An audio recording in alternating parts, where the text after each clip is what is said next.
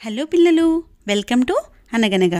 పిల్లలు, ఈరోజు మన కథలో ఒక ముగ్గురు పిల్లలు ఒక అడవిలో జరిగిన రహస్యాన్ని ఏ విధంగా ఛేదించారో తెలుసుకుందామా? అనగనగా ఒకప్పుడు నందనాపురం అనే ఒక ప్రశాంతమైన గ్రామం ఉండేది. ఆ గ్రామం చివరన అరణ్యం కూడా ఉండేది. గ్రామస్తులు తరచుగా ఒక విచిత్రమైన రహస్యం గురించి మాట్లాడుకునేవారు. ఆ అరణ్యంలో రాత్రి సమయంలో చెట్లు మాట్లాడుతూనే ఉంటాయి. సాయంత్రం తర్వాత ఎవరు అరణ్యంలోనికి వెళ్ళే ధైర్యం చేసేవారు కాదు. ఎందుకంటే వారు దానిని భూతలక్షణంగా భావించేవారు.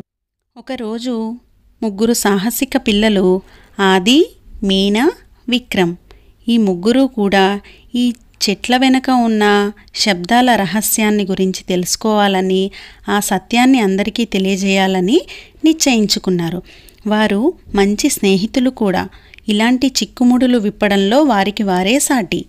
మరియు వాళ్ళు అనుకున్నదే తడవుగా ఒక లాంతరు, ఒక నోట్బుక్, కొంత తినుబండారాలతో సూర్యాస్తమయ సమయానికి ఆ అడవిలోనికి ప్రయాణం ప్రారంభించారు.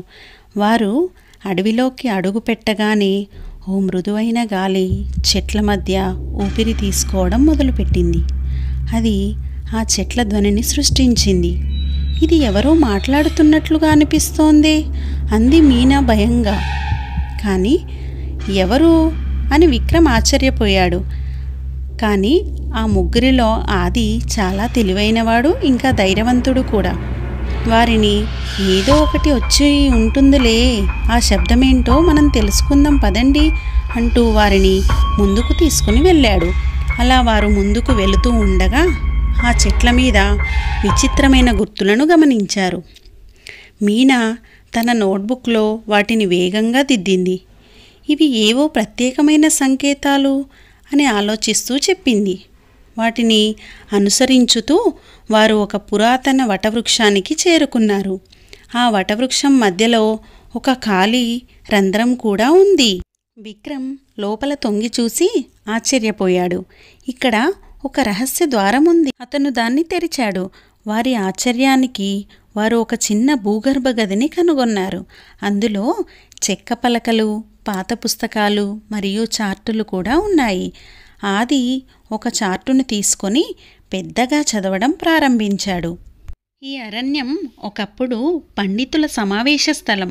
వారు చెట్లపై ఇలా సంకేతాలను చెక్కి రహస్యంగా సమాచారాన్ని అందించేవారు. గాలి వాటి మధ్య ప్రవహిస్తూ ఇలా చాపలక ధ్వనిని కలిగిస్తోంది. అంటే భూతాలు లేవన్నమాట. మీనా ఊపిరి పీల్చుకుంది. కానీ ఇది ఎందుకు రహస్యంగా ఉంచబడింది అని అడిగాడు విక్రమ్. మరింత అన్వేషిస్తూ వారు ఒక పురాతన పుస్తకానికి అంటి ఉన్న ఒక బంగారు తాళాన్ని కూడా కనుగొన్నారు. ఆ పుస్తకం గ్రామపు గుర్తుతో ముద్రించబడి ఉంది.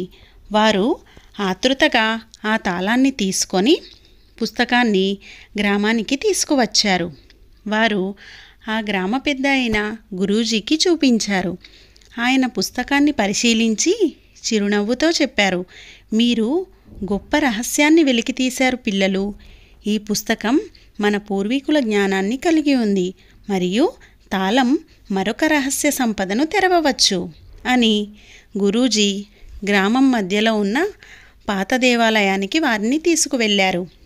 ఆయన చిన్న పురాతన పెట్టెలో తాళాన్ని ఉంచారు. మృదువైన మోగు విన్నప్పుడు అది తెరుచుకుంది. అందులో అందమైన చెక్క పలకలు కనిపించాయి. ఈ పలకలు మన గ్రామపు మర్చిపోయిన జ్ఞానాన్ని, కథలను కలిగి ఉన్నాయి అని గురూజీ చెప్పారు. మీరు మన తిరిగి తీసుకువచ్చారు పిల్లలు. గ్రామస్తులు ఎంతో ఆనందంతో ఆ ముగ్గురు యువ సాహసీకులను అభినందించారు. ఆ రోజు నుంచి అరణ్యం ఒక భయంకరంగా కాకుండా అది విద్య మరియు కథా వినోదం కోసం మారింది. అక్కడ పిల్లలు మరియు పెద్దలు కలిసి జ్ఞానాన్ని పంచుకోసాగారు. ఆది, మీనా, విక్రమ్ గ్రామానికి గర్వకారణంగా మారారు. ధైర్యం మరియు సహకారంతో నిజాన్ని వెలికి తీసేందుకు ఎంత ముఖ్యమో నిరూపించారు. పిల్లలు, మీకు ఈ కథ ద్వారా తెలిసిన నీతి ఏంటి? రహస్యాల వెనుక జ్ఞానం దాగి ఉంటుంది. ధైర్యం మరియు టీం వర్క్తో మనం నిజాన్ని కనుగొని జ్ఞానాన్ని వెలికి తీయగలం. నచ్చిందా? ఈ వీడియో కనుక మీకు నచ్చితే ఒక లైక్ చేసి షేర్ చేసి మన మరిన్ని లేటెస్ట్ అప్డేట్స్ కోసం అయితే మన ఛానల్ని సబ్స్క్రైబ్ చేసుకోండి. Thank you for watching.